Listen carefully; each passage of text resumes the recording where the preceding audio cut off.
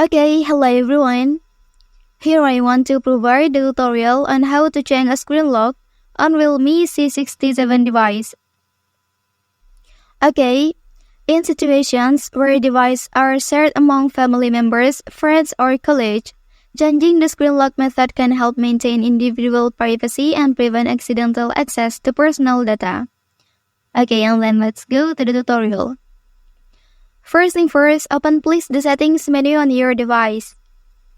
Well, after that, please scroll down and then you can select the security and privacy option. Well, and then here you can tap on device unlock option. And then you can select the first one. Okay, and then here you can see there are many screen lock type. First one, it will not give any lock type. And then for the second, you can swipe the screen when to unlock your device. Okay, and then the third option, you can draw a memorable pattern at least 4 dots, and then you can confirm it. Well, jump to the fourth option.